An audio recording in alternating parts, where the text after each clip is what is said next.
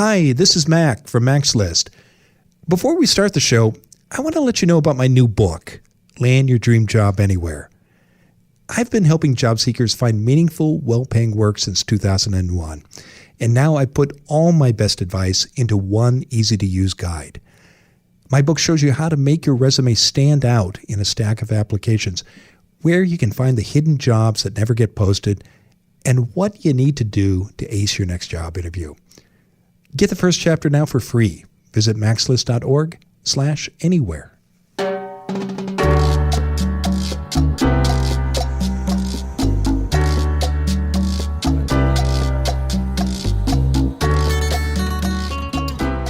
This is Find Your Dream Job, the podcast that helps you get hired, have the career you want, and make a difference in life. I'm Mac Pritchard, your host and publisher of Mac's List. I'm joined by my co-hosts, Ben Forstag, Becky Thomas, and Jessica Black from the Mac's List team. This week, we're talking about job application mistakes.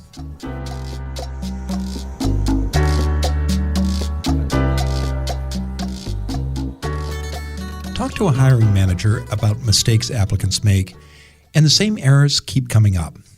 Because of these gaffes, candidates who might otherwise get an interview or a job offer receive a rejection letter instead.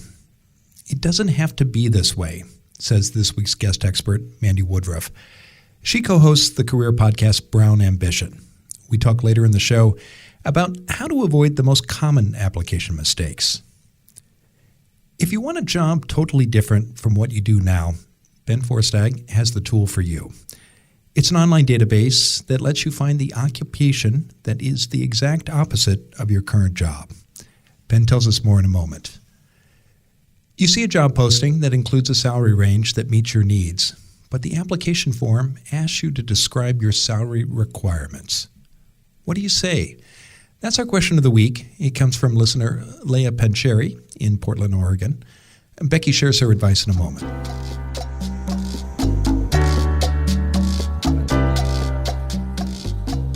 As always, let's start by checking in with the Mac's List team. Now, our topic this week is job application mistakes, and we're talking not just about the application materials themselves, but the process, including interviews and follow-up. So tell me, what are either it's the biggest mistake you want to fess up to that you've made when applying for a job, or that you've seen others make? Becky? One of the mistakes I made in the past, which is just like embarrassing but like not huge, is you send off the email with your application and then you forget to attach like your resume. You're like, here you go, here's attached everything, and like it was like before Google caught that stuff. Yes, I was going to say I love because Google catches it now because I do it all the time. Oh, Google does that? Yeah. If you say in the copy of your email, like attached is blah, blah, blah, and then you don't have an attachment, Google will be like, wait a second, you said attached. Nothing's attached. I'm not like finding that in my warning. Gmail because I make that mistake professionally about once or twice a month. It happens a lot. Yeah. No, I think it's one of those things in the vein of like minor tactical errors, but it's also it's like a detail thing. That's what I was going to say, is that it's like making a typo in your cover letter or something where it's, I have really strong attention to detail, and then, you misspell something, or it just makes you seem like you're not, even though everybody makes that mistake, and it's not anybody, like it's anything could happen. But it's like when a hiring manager is looking at that, that could be enough for them to be like, oh, nope. Put them in the no file. When they're getting hundreds of applications. Yeah, for sure. Agreed. Ben, how about you?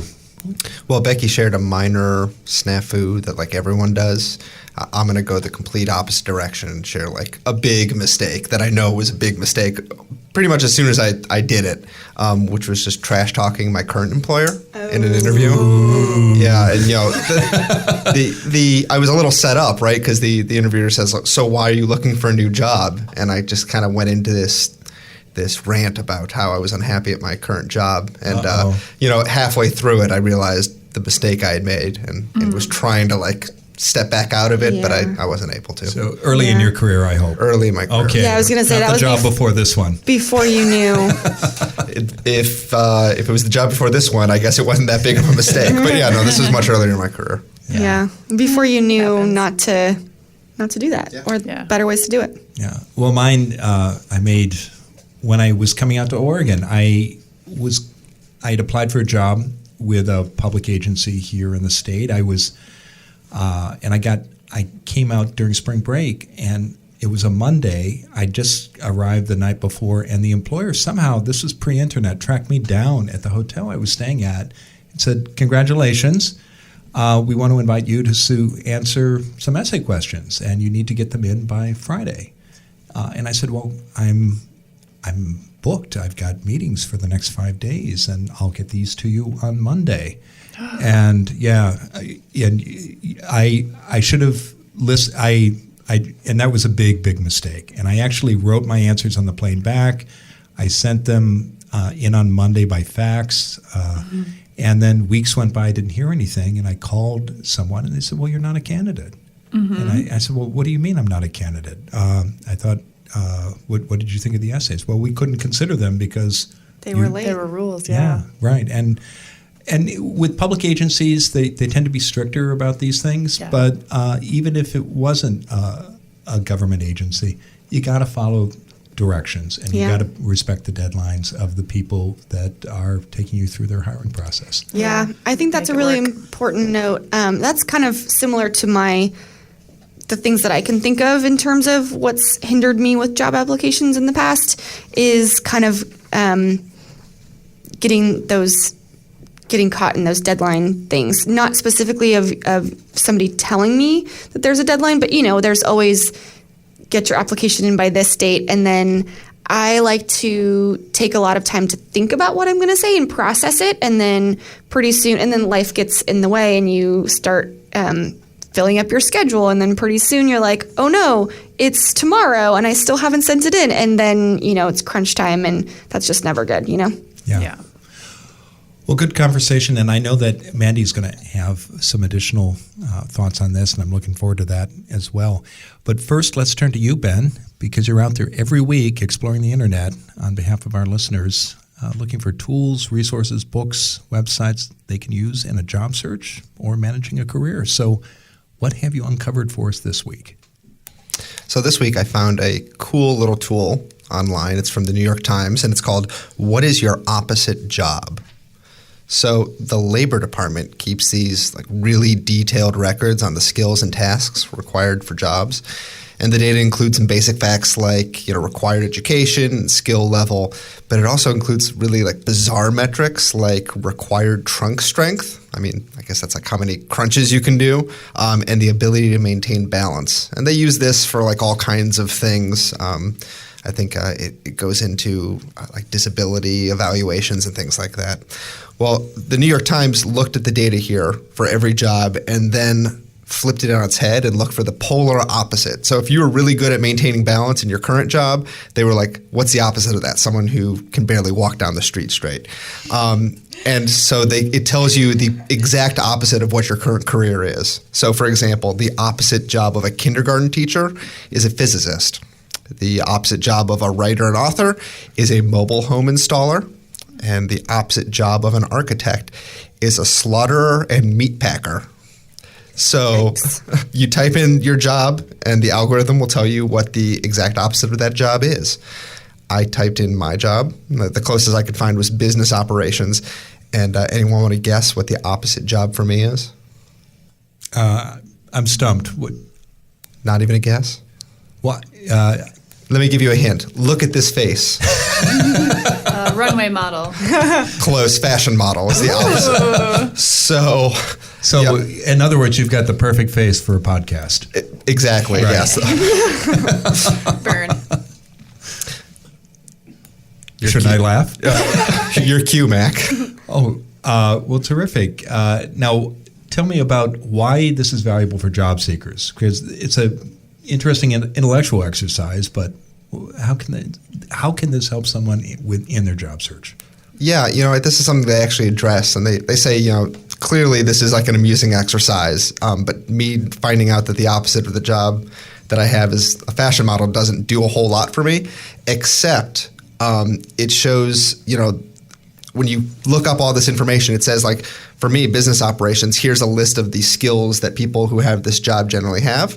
and it helps you kind of dissect some of those skills underneath your existing job and also the skills that come into the opposite job as well. So it's like an interesting way to kind of see what goes into the job everyone has and really appreciate jobs that other folks have. I know that a lot of the opposites were like a ballet teacher or a ballet dancer. And sometimes I think people kind of stick their nose up at some of those things, but there's a lot of skill that goes into that, right? You need to have an amazing sense of balance and body control and things like that. So I just thought it was a really interesting exercise, both for your own career, but also to see what other people are doing with their lives. I did take a moment to use this site as well. My opposite was agricultural grader.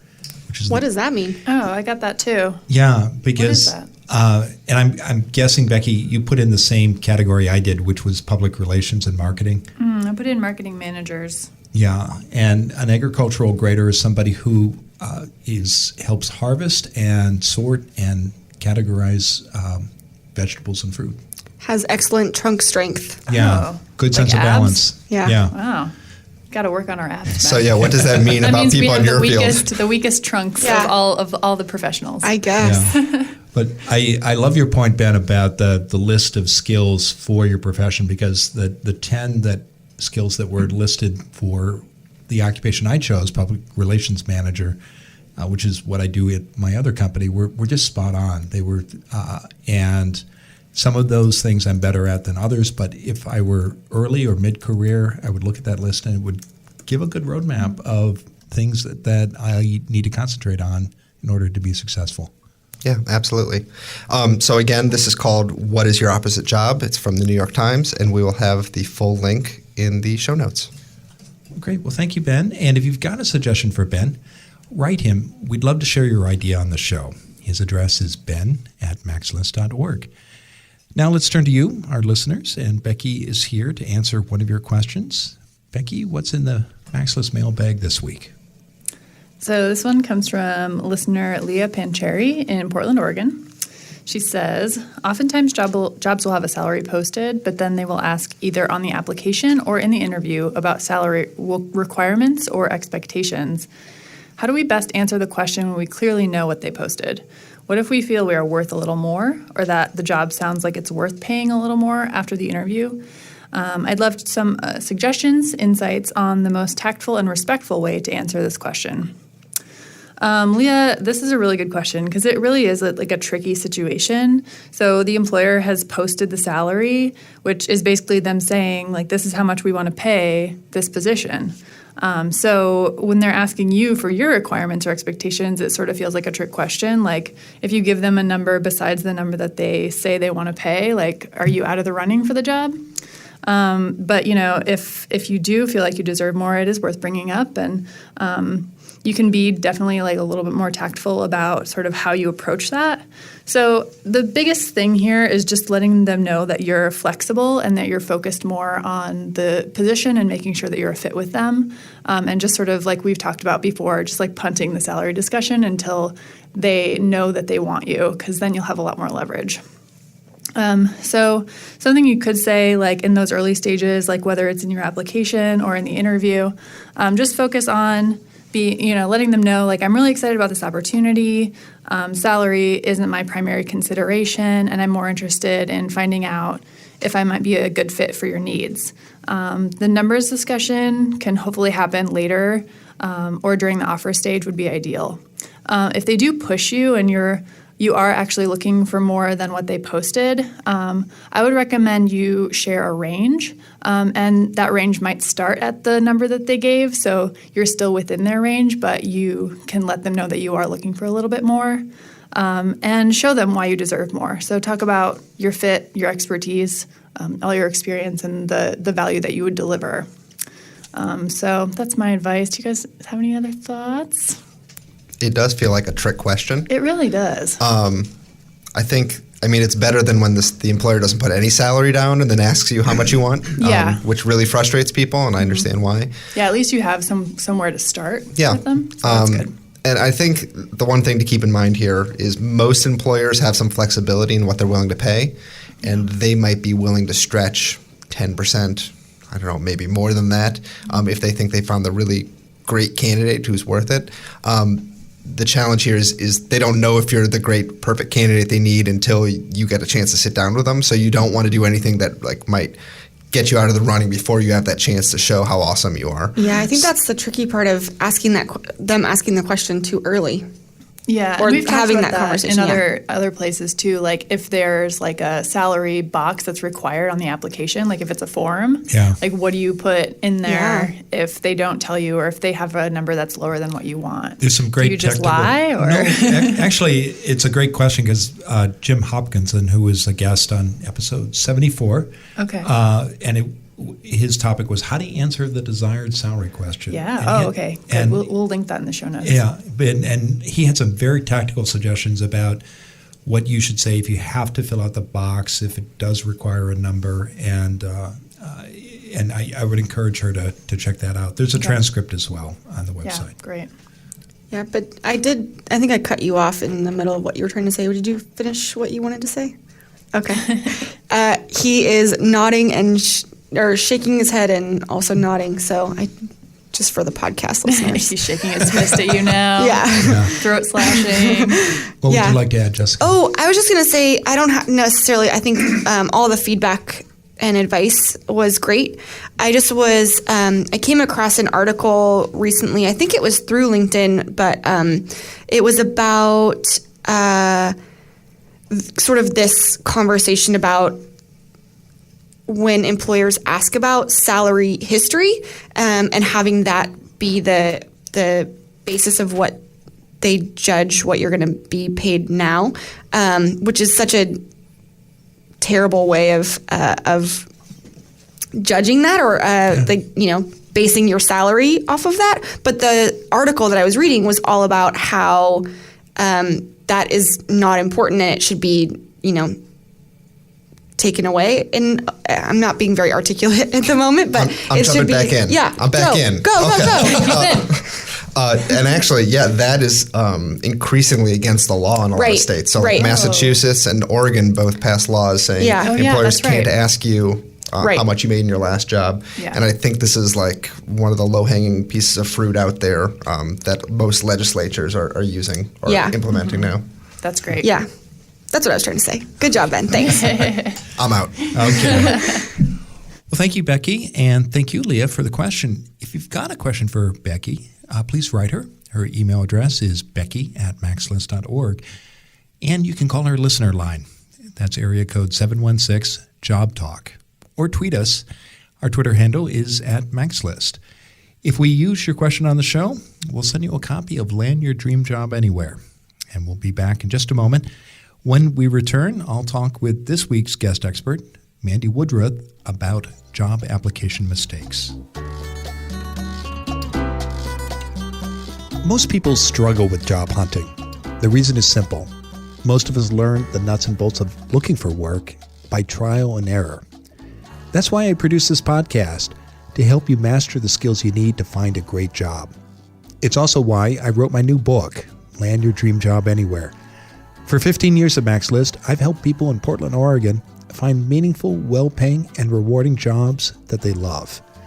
Now, I put all of my job hunting secrets in one book that can help you no matter where you live.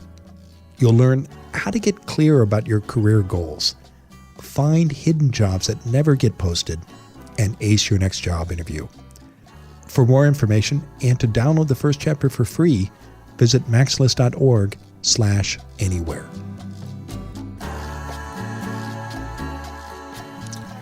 Now let's turn to this week's guest expert, Mandi Woodruff, executive editor of Magnify Money. She spent her career covering the ins and outs of personal finance, and 2 years ago, she helped launch Brown Ambition, a top 20 career and money podcast. Previously, Mandi served as a correspondent at Yahoo Finance and editor at Business Insider. She's a graduate of the Grady College of Journalism and Mass Communication at the University of Georgia. Mandi, thanks for coming on the show. Thanks for having me. Yeah. Well, it's a pleasure to have you. And as you know, our topic this week is job application mistakes. And I know you not only write and speak about jobs and careers, you're also a manager. You're hiring a lot of people in your current role. So let's talk about the application process, Mandi. We're not talking just about application materials, but the process itself. But let's start with the application. What are the most important do's and don'ts that people need to remember when they're getting ready to send in an application for a job? Yeah, I have to preface this by saying that I've been a manager for a little over a year now. It's the first time I have had a direct hand in hiring and recruiting, and it is so much work. I've realized that it's so hard to find the right people, and it's frustrating when you know that they're out there and that they're either not selling themselves in the best way possible, or that you just haven't found the right ones. And so in my role, so we actually just went through a transition. Magnify Money is a startup, or was a startup, I guess, in the traditional sense. Up until about 6 weeks ago, we were acquired by a large company called LendingTree. So I've seen it from both sides. I've been the hiring manager at a small startup where I am the frontline person, posting job listings and getting direct responses from candidates. And now these days, we've got the help of a recruitment team. So I've seen how they work, and I've seen how selective they are in the recruitment process. And I think that it's interesting from both angles. So I'm happy to chat from either perspectives about how the process works and how we find candidates for the jobs that we have open. Well, I appreciate that. And I'm curious, what are some of the key lessons you've learned during the last year as a hiring manager, as you've seen these applications come in? It's really shocking to me, the number of people who don't take the time. I mean, I guess it's not so shocking. I absolutely was that person. I was laid off from my first job when I moved to New York in 2010. And I was that person on all the job listing sites, just trying to apply for any and everything. And, using the copy paste function a little too much to save time and become more efficient. But, you see mistakes like it's one thing to say to whom it may concern and not do the work of finding the name of the person hiring, but it's a much worse offense to copy and paste something that you've submitted to another employer and then not take the time to actually remove that employer's name from your cover letter or from your email intro. So I've seen that so much. I mean, I can't tell you how many applications I've gotten that say Mr. BuzzFeed or Mr. Reuters or Mr. Yahoo Finance or whoever. It's pretty tragic. And it's just, I try and be empathetic because that was me so long ago, but I can't lie. It definitely gives me, it puts a bad taste in my mouth, especially if you're applying for a position where I'm hiring an editor, a fact checker, and a copy editor. So these people need to have attention to detail. And if you're telling me from your lack of awareness that you've sent, this email to the wrong person or not taking the time to update it to address, the person you're emailing now, that doesn't really signal to me that you take the most care with what you've got going on. So that's mistake number one. That's a big one. And what happens, Mandi, to the letters that are addressed to Mr. BuzzFeed or Ms. Yahoo at your shop? They get quickly skimmed, and you've got to blow me out of the water at that point. Like I said, I'm sure there's some people who were like, nope, not going to happen. Instant no. But working for a smaller company, it's a little bit different. I feel, and also just my own experiences. Like I say, I try to have a little bit of empathy. I'll give you maybe the benefit of the doubt, but then I'm going to read your cover letter extra, extra close. And I'm going to read your resume super close. And there won't be that much wiggle room in terms of any other mistakes from that point forward, I can definitely say. And so the mistake number one is not getting the name right and the reference to the company in the application materials. Can somebody actually make it to the next stage if they're just using a generic cover letter or generic application materials? Yeah, I mean, sometimes it is really difficult. I was actually just helping a friend apply for a job at Spotify the other day, and it was impossible. I really couldn't find the name of this person who would be hiring for this role. So I still think it's better. I think it's possible maybe to get through the next stage. It really depends on how competitive a certain job is. If there's dozens and dozens and dozens and dozens of applications, which there are because there's all these online sites now and it's so easy to apply for jobs now. So, I've been inundated by applications. Our recruitment team has been inundated. So I would say to be on the safe side, any little thing you can do to make your application stand out, do it. Even though I couldn't find the name of that rep from Spotify, I went on LinkedIn and I found someone who I thought maybe could be the person, and we addressed it to that person. I still feel like that's better than to whom it may concern, or the worst of all offenses, which is to address it to a different person from a different company altogether. Yeah. What are your quick tips about how to find those names?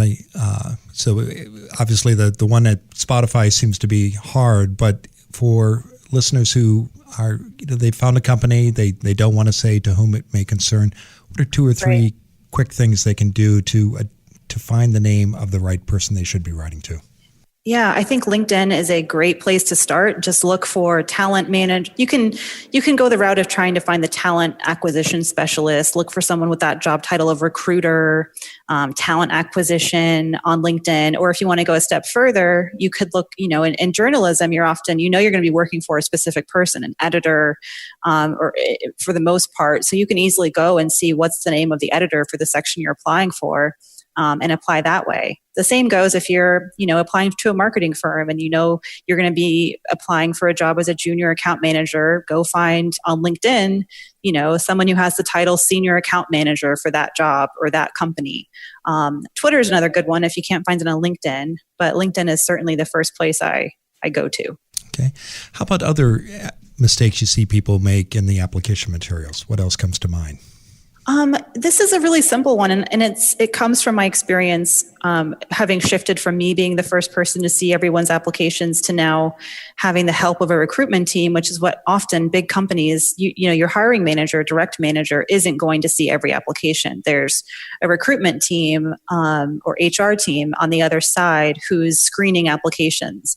So if you have to sort of get lucky to get past that HR person to even get in my inbox. So I really like it. I just sat down with someone this morning for coffee, and I had no idea she applied to the job, but she found my information on Twitter or LinkedIn or something, got my email address, and sent me a direct email saying, just want to let you know, I sent my application to the Lending Tree. Lending Tree is the parent company of Magnify Money. And she just said, I submitted my application, but I just wanted to send you a personal note to let you know, here's my resume. I'm interested in this job. I'd love to chat more. And within a few days, I set up a coffee meeting with her. And I still, and I emailed the recruitment team to say, hey, heads up, this young woman emailed me and I'm going to go meet with her. And they hadn't gotten to her application yet.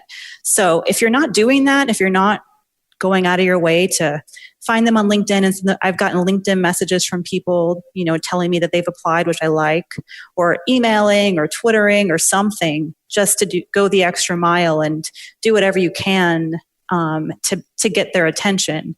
I think that's really smart. And if you're not doing it, that could be a mistake.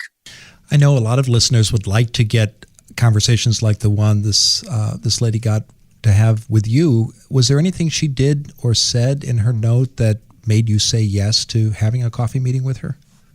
Yeah, well, one, she's qualified for the job I'm hiring for. I could look at her resume and easily see that she's, super qualified. So that was probably the first thing I look for is this person, at the end of the day, it's a lot for a hiring manager to take 30 to 45 minutes to sit down and have a conversation. So I do look at the resume to make sure it's worth the time. I don't want to lead anybody on, and I don't want to waste my time talking to someone who may not be a good fit. She was very brief in her email. She sent a few links with some of her work. Again, I'm hiring for a reporter, so that was easy for her to do. And I just had her resume. And I'm very motivated right now. We're very motivated to fill this role. So for me, I'm especially more responsive, I think, than maybe some managers are who may be on a longer timeline or maybe kind of twiddling their thumbs. So I think in a sense, she got lucky. Her timing was great. I want to make a decision in the next 2 weeks, and I'm very motivated. And on the other hand, she was really smart to just keep her email straight, direct, to the point. And she applied for a job that she had the goods for. One extra thing, and I don't want to make it seem like you have to know somebody to get a job, but she did mention she had at least done this much research on me to know that I came from Yahoo Finance. And she just so happened to have run into a former editor of mine a couple weeks back. And so she'd mentioned that in there. And that was just an instant sort of connection in my mind to someone we have in common that I didn't know about. And I'm not saying it gives her any sort of, a better shot at getting the job just based on the fact that she had also reached out to a former editor of mine, but she at least knew enough about me and where I come from to know that, she should throw that in there. And that to me showed a little bit more work on her part. You mentioned qualifications a moment ago. What percentage of qualifications should people have before they send in an application, Mandi? Should it be 100%? We get this question a lot. When does it become a mistake? Because some people apply everywhere and they have 10, 20, 30% of the minimum qualifications, but other people, will apply if they've got 60 or 70 or 80%. What's your view on that? I think definitely, if you're in the 60% plus range, you should try. Aren't there's these depressing statistics out there that women are less likely to apply for a job when they don't tick all the boxes, whereas men will apply even if they don't tick all the boxes on a job listing. And I think that's important. I feel like it's not an exact science. I've written our job listings and I'm sitting here thinking, well, how many years of, experience should this person have? And I'm just kind of guessing, and I'm not going to disqualify someone who applies for a job where I've asked for 3 years and they only have 2. I have that flexibility. And at the end of the day, if you've got really quality experience in a role, I would take that, someone with 1 or 2 years of really high quality experience where they're, writing a ton, getting a ton of on the ground reporting experience over someone with 3 years where they're, not doing as much writing or their work isn't as good any day. So I certainly don't think that you should be discouraged by those eligibility requirements. I do think that you should be realistic. If you are an entry level, like if it's your first job, you probably won't get a job at a management level, mid-level even. I think it's important to look for those cues in a job application that tell you if it's entry level or mid-level or senior. And that's just going to save you time in the end, not having to apply for jobs that probably aren't realistic. You mentioned the things that people shouldn't do in application materials and cover letters. What are the right things people should do? What are the good things that you see in the cover letters that cross your desk now? Yeah, I came by a really great cover letter the other day. This is a good case where the cover letter sold me more than the resume. She had taken the time to check out our site. She mentioned some of the stories that she liked on our site. And she also, you could tell it was a custom cover letter. It wasn't just, even if you get the right hiring manager's name to address a letter to, I can still tell if you've just been copy and pasting a generic cover letter that could fit any job and there's nothing specific to the job that you're applying for. And I could tell that she read the job listing and she was going back to the job listing and pulling out specific skills and requirements that we had listed as part of the job and explaining, you want this, here's why I can bring it. And I thought that was really great. It was also less than a page. And I think that's really important. I don't know anyone who's going to sit there and read like 1,000 words on, whatever your topic is for your cover letter. I certainly don't have the time to do that. So I like short. A page. How long is a page? Like 500 words? I don't know. 400 to 500. I think there's a lot to be said for conciseness here. Absolutely. Use bullets, break it up. Yeah. Do anything you can do to sort of help the reader get right to the point, and don't regurgitate your resume. Yeah. Sorry, I got back on the negative side. We're supposed to be on the positive side now. Well, we can get back to negatives and positives. Let's move on to the interview. Now, you've been doing interviews in the last year, and obviously, like all of us, you've been a candidate too. What are the biggest mistakes you see people make in an interview, Mandi? Yeah, I've got an ego. I think a lot of people have egos, especially hiring managers, and it kind of peeves me when I'm talking to someone who's done zero research on my background or the background of the company. And it's, I had a really annoying phone call with someone a couple of weeks back. Someone who looked amazing on paper. Like, I was really excited to talk to this guy. And I get on the phone with him, and it is so apparent to me that he's done zero work figuring out what the deal is with our site, what Magnify Money is, what my background is. And mostly spent the interview talking about how he'd like to work somewhere where he could move up and get promoted and, what he would want from the job. And I was like, dude, I was sitting there. I'm like, I'm taking half my lunch hour to listen to you tell me about how you deserve a promotion. And you don't even I don't even remember if he knew my name or not. Hadn't done the work. And that was frustrating. You should at least go to the company website or have a good idea of what the company does before you get on the phone. I mean, it can take 10, 15 minutes to do a bit of research. And of course, I'm speaking from like the journalism world, where it's even easier because it takes nothing to go to a journalism, like a media site, and get a sense of the last 4 or 5 stories they wrote and then mention those in an interview. I think that's important. And I think you should find out who you're interviewing with and go to their LinkedIn page, see what their history is. Get a sense of who they are. It should matter to you if you're going to be working under someone. Do they have experience that you think you could learn from? Or is there something in their background that you could call out in an interview to, catch their attention or something? Now, let's assume there's an offer on the table, Mandi. What are the do's and don'ts at this stage? What are the good things you see people do and the bad ones? Yeah, I haven't had too many terrible ones. I think it's when an offer is on the table, at that point, the negotiations are usually over. I would say don't wait until you've got an offer letter. If you've waited until you have the offer letter, then you've probably waited too long to negotiate, in my experience. I think the negotiations happen from the second interview on. I'll tell you how we were doing it before we were acquired. When it was just me, I would have those awkward salary conversations with people, usually on the second or third call. If they brought it up on the first call, it would be a turn off, because I feel like this is just, it's very much getting to know you. It's not really, talking about money yet. Second or third call, then we can get serious. Since we've been acquired and now we have a recruitment team, they get to do all the awkward money talks, and I get to just, pick the people I want to hire, which is awesome for me. Yeah.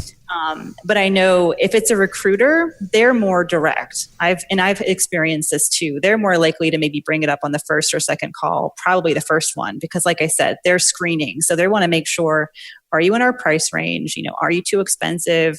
And if so, I won't even probably pass you along unless, I think there's something there that we can work with you on your salary. So keep that in mind. It really depends on who you're talking to in the interview process. Great. Well, it's been a great conversation, Mandi. Now, tell us what's coming up next for you. Yeah, I'm coming up on a second anniversary of Brown Ambition, which is my podcast. It airs every Tuesday. It is a fun, engaging, I'd like to say, hilarious podcast where we talk about career, money, finance. It's the same kind of conversations I've had my entire career with my girlfriends. And my co-host is Tiffany, the Budgetnista Eliche, and we just have a really irreverent conversation about what's happening in our lives, in our careers, how we're making money, how we're getting more money, how you can make more money. We take questions from listeners, and we have guests every once in a while. So definitely go check us out. It's brownambitionpodcast.com. It's a great show. I've listened to about a dozen episodes, and I really enjoy the content and just the chemistry between you and Tiffany. It's very fun, but very, very informative. Thanks, Mac. You gotta leave us a review. You're not. We have a key demo, and I love that we're expanding it to the Macs of the world. Yeah. We need more Macs listeners. I know. Any guy listening, I'm like, yes. You're right. I know. I'm a little outside your demographic, but I am a podcast nerd, Mandi. So but I do admire the work that you and Tiffany are doing. Thanks, Mac. I really appreciate the support. It's nice that we are all supportive of each other. I think it's great. It's a very small little community, podcasters. So congrats on all your success too. Well, thanks. Well, I got a great team of colleagues here. Now, folks can listen to your show, and I encourage them to do so. They can download it on iTunes or visit brownambition.com. And they can also connect with you on Twitter, can't they, Mandi? Yeah, I'm at Mandi Woodruff, Mandi with an I, and it's brandambitionpodcast.com, and our Twitter is at the BA Podcast. Oh, good. I'm glad you caught that. We'll be sure to include links to the podcast and your Twitter account and your website in the show notes. Well, Mandi, thanks for being on the show. Thanks, Mac. Super fun talking to you. All right, take care.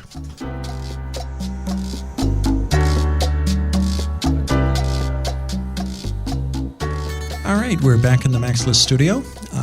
What were key points you took away from my conversation with Mandi?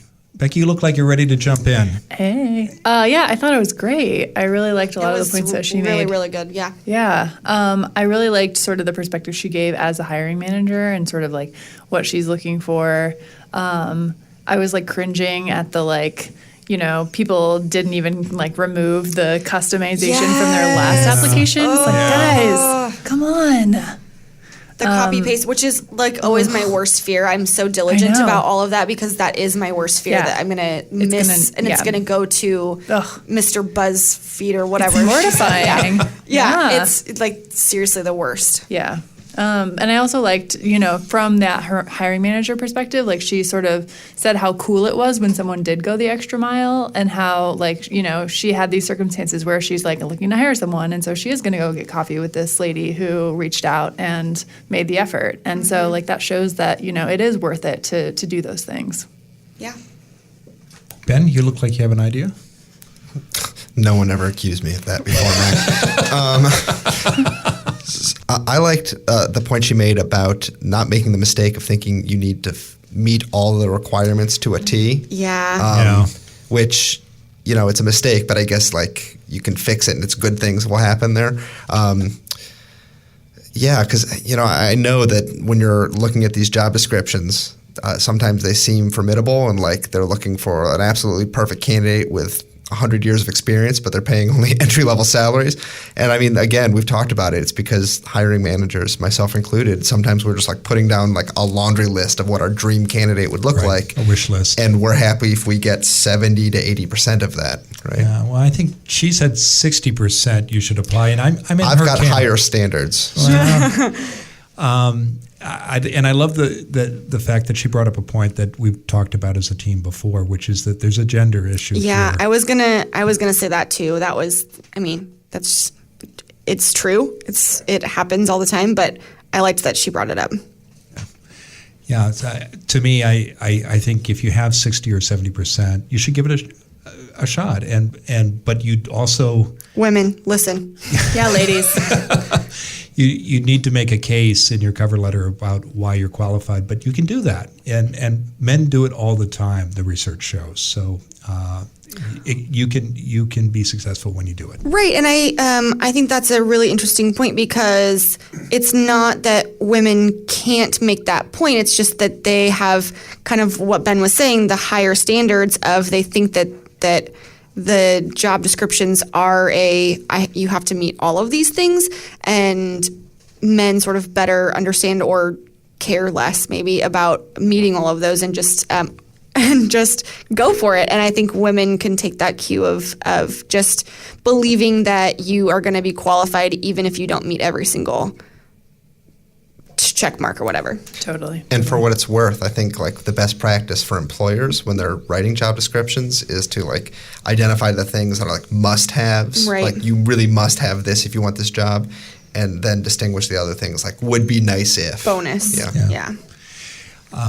The takeaway for me, just reflecting on the conversation, was how grateful I was that Mandi laid out that process from the perspective of a hiring manager. That was great.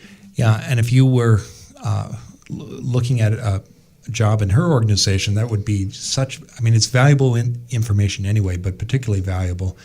And if you do know you want to work at a particular company or nonprofit, one day you can have conversations like we just had with Mandi with hiring managers there to get a sense of how their system works. Yeah. And the more you understand how the system works, the more successful you'll be in navigating it. What would you call that, Mac? What would you call that? An informational interview. Yeah. Sorry. On my hobby horse again.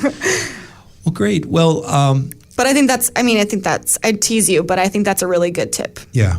Thank you. Well, thank you, Jessica and Mandi, for joining us this week, and our listeners for downloading today's episode of Find Your Dream Job. And if you like what you hear, please sign up for our free weekly newsletter.